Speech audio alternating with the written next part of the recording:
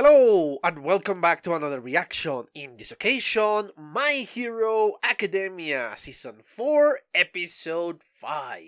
Yes, it has been a couple of rough episodes for the series. And I mean rough because the topics that are being explained here are pretty hard, especially for Midoryia, which is obviously have been dealing now with the death of All Might, or the possible death of All Might, with the fact that somebody that is so close to All Might and is so important part of his life rejects you, and all of those negative thoughts that we have seen coming across Midoryia. Because yes, unfortunately, he needs to earn his place as the #1 hero, and not just any #1 hero, the one that succeed All Might.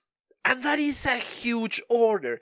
Yes, we know that he possesses the power of All Might. But All Might, let's remember, has a lot more than just power. Perhaps Midoryia is more intelligent than All Might. I think he is more intelligent than All Might. But All Might is a lot more charismatic. And that is an important aspect of the hero work. So, yes, Midoryia unfortunately is too shy thanks to the things that are happening in the past with Midoryia. So yeah, it's understandable what is going on with him.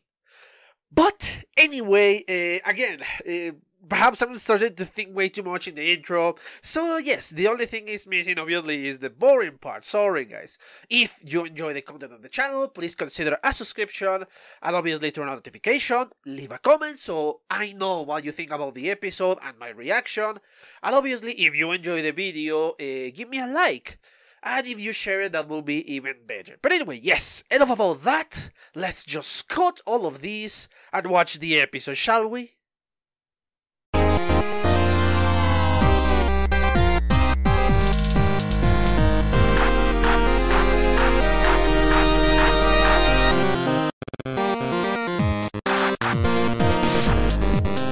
Okay, I'm back. I just watched a second time the 5th episode of the 4th season. And there are a lot of details that I want to speak about. I have a few notes here and there, but obviously, as always, not be just in the same order of the show. I will try to just put it in an order, even if the scene is not in the exact same thing. First of all, let's speak about the shortest part of the episode, the villain part. Obviously, we got a continuation of the negotiation between oh, I forgot his name. Between Overhaul. Yes, I was just checking my notes. Overhaul and Shigaraki. And yes, it is honestly expected from that reunion. None of them are willing to give everything away, and the one who is going to lose a lot more in this case is going to be Shigaraki. These are obviously negotiations. He wants to know what is going on. He wants to know just how strong Overhaul really is, and he wants to check some other stuff. So yes, it is amazingly, this is a very smart move from Shigaraki. If what I think is going on, it's going on, yeah, this is incredibly smart, because he's asking the correct question. He's just giving kind of the guilt trip that, okay, you kill one of my men and you destroy the arms of another, so yeah, we lose a lot more, and we don't want just to be under your foot. We want to be free, we want to be equal, we want to be partners in this case. So I need information to see if your plan really makes sense. And once again, this is obviously if what I think is going on, again, Shigaraki is trying to get to know the plan of the enemy. Because, yeah, I don't think Shigaraki considers anybody as his friend or somebody close. Perhaps with a few exceptions in the League of Villains, but I'm still not certain of anything in there. So, yes, this is a very smart move from Shigaraki, and again, character development for our villain, because when the series started, and I mean seriously when it started in season 1, Shigaraki was just a child. He behaved like a child, but now he's really moving forward in his villainous ways, and if you have in your anime a great villain, you're going to have a great anime. So yes, it's interesting to see that. Other thing that caught my attention in this couple of scenes is obviously the names of the associates. One is called Chronostasis and the other is called Mimic. Once again, I just have to put the names there because yes, I would not be able to remember them. Chronostasis means obviously that they can stop time, they can hold something and that thing will not get old. So that probably gave us a key to the power of this guy. And Mimic, again, the weird arm that was pulled out of this tiny body. Yes, the arm was bigger than the entire body of this little guy. So yeah, what is he doing? What is his power? He can mimic other people's power, from what I understand. I don't know. Still, it's just small hints that the show is giving us. Now, after I finish, obviously, with the villains, let's go talk about the small part that Uraraka and Tsuyu took part of. The first scene of this episode is spectacularly well animated. I mean, my god, what a gorgeous animation we saw. And for the small part that took, it's really amazing how it did it. I love that first animation. I love the way it looks.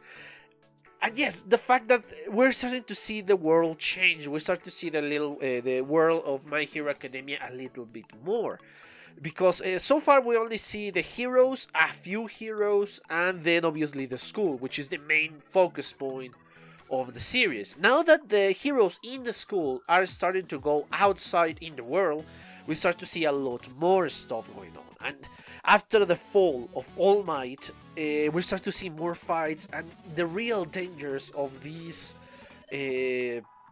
villains taking control, of these guys just going rampant. This fight between two giantification quirks, and obviously they are destroying buildings. We don't know how many lives were lost in there. Obviously the show didn't tell a lot more, but once I start to think about that, yes, you start to see the danger of this problem without the symbol of peace that is completely lost right now. I would love to know more about the quirk, Nejire's quirk, because we only saw the same wave or something like that, but we didn't got an explanation, just like the rest of the heroes. And well, obviously Froppy and Uravity, we already know their ability, but I wanted to know what is the ability of the hero they are working under. We only got that she's number 9, so yeah, she is very high ranking. But we don't know more about her, and I would love, that is a little bit of a dent in the episode, that I wanted to know more about them, about Nejire and about the hero in which they are working under. So yes, hopefully in the future we're going to get a little bit more of this. Perhaps they are saving this for the future because they will have a more important part in another episode. So yeah, perhaps that is why this is just a presentation, and then when they are really becoming important and when they receive their own episode, bam, you're going to get the information that you want. Then of course we got, I think the biggest part here is obviously the Fat Gum, the Amajaki, and obviously Kirishima's part. It started pretty normal, like they are trying to capture villains, and very funny, very animated, especially for the music in the background. And we got obviously this first part of this section of the episode in which they are, how to say it, they are capturing villains, they are doing their work, but Kirishima is just a cheerleader. That's what she was. That's what he was in the beginning of this new scene. That the really ones who are doing all the job is Fat Gum and is Amajiki. Those are the ones who are working, and Kirishima unfortunately is not doing anything. But this was obviously a preview, let's say, something that, yes, something pretty good for Kirishima is coming. And yes, we got this villain who shoots Amajiki, and when one of the bullets that, yes, something I forgot to mention, the bullets that stop quirks for a while, because yes, this was pointing out in the villain side. The quirk stopped for a while. It's not that it's completely stopped. It doesn't mean that it's gone forever, but it's stopped. So yeah, it's a terrible thing, especially for a hero against a villain that has a quirk. Especially if that villain has a powerful quirk, because yeah, that will put against somebody who's normal, who perhaps is not trained to fight without their quirk, against somebody who is just crazy and doesn't care and has a powerful quirk. So yeah, that is very, very dangerous. Luckily, that bullet could not penetrate the skin of Kirishima thanks to his hardening, and obviously, yeah, he could continue to fight, and he went after this other villain. And yeah, speaking of this villain, he is a very pathetic one. Kind of cunning, because he could deceive Kirishima in this case and say, okay, yo, I'm just pathetic, don't get too high for me, because yeah, that weird this and weird that. But obviously that wasn't it. He just took a drug that increased his power by a lot, and that is when things start to get dangerous, because yes, these knives, these blades that this guy could expel from every single part of his body were really starting to penetrate the level of hardening in Kirishima.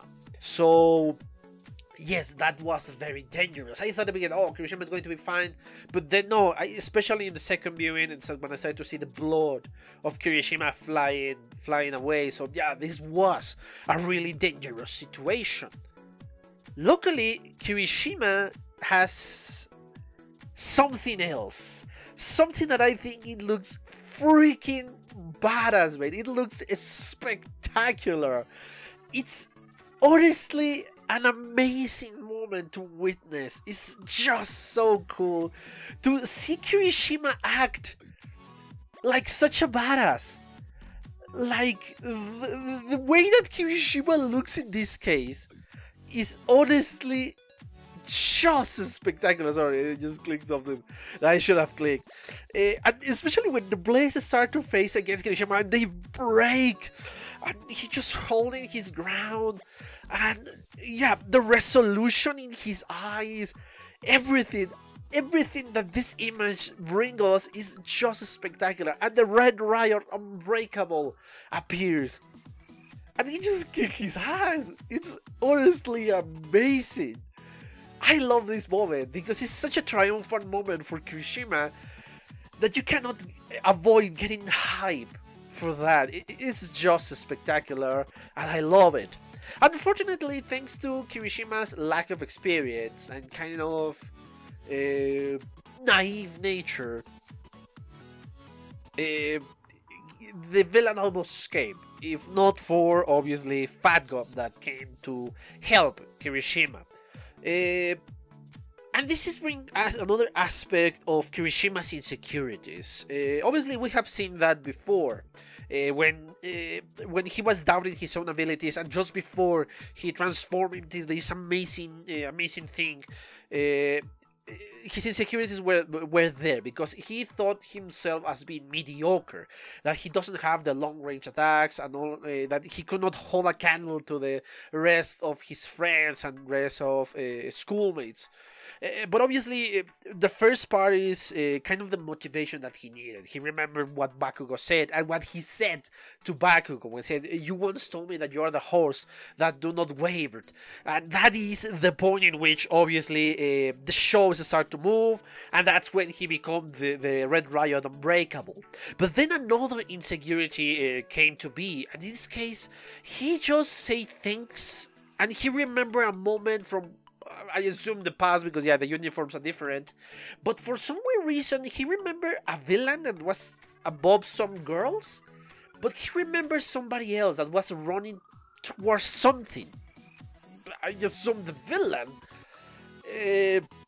but that was somebody, I think I'm 90% sure, especially after the second viewing, I think that was Mina.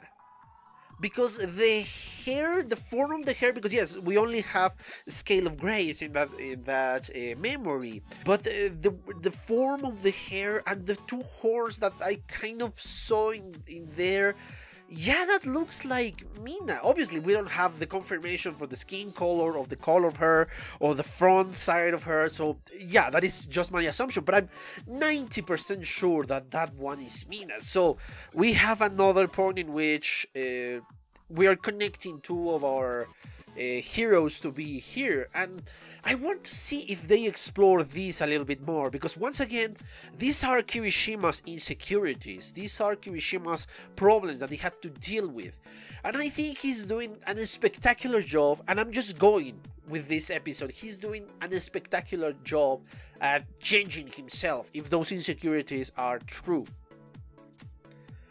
Yes, it's weird to see Kirishima shine because we have never seen that before. We have seen Deku shine for obvious reasons. We have seen Todoroki shine, obviously. We have seen Bakugo shine, and we have dealt with Bakugo's insecurities. We have dealt with Deku's insecurities. We have dealt with Todoroki's insecurities. So I guess this is Kirishima's turn. Hell, we even dealt with Itha's insecurities too, in a different way. So yes, I like that this show is going for so long and is taking the time to really flesh out more characters and more characters. I love it. I genuinely love the way the show is going. And obviously, I love the comedic side of all of these, of the last scene especially, that we got an angry Bakugo because he cannot partake into this work study, and we got all of that. But obviously, as I said before, in the last scene, something darker is there, because yeah, Midoryia is still thinking of this little girl and how he could have saved said little girl, Eri, yes, I remember her name. So yes, there is something there, and obviously we know that she's important because she is part of the opening. There is something there, and there is something sinister going on with her. So yeah, a very spectacular show, and they gave us hints of what is going to happen later on, because again, the way they word stuff that. Especially with Overhaul, this is something I remember that I do not put on my notes, but I think it's important to say. When Overhaul said that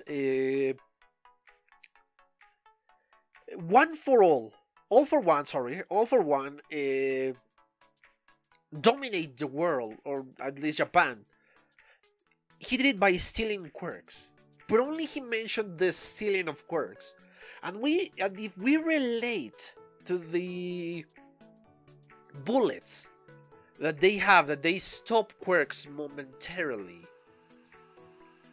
I guess his plan is just arm his guys with these bullets so they will have an advantage against heroes.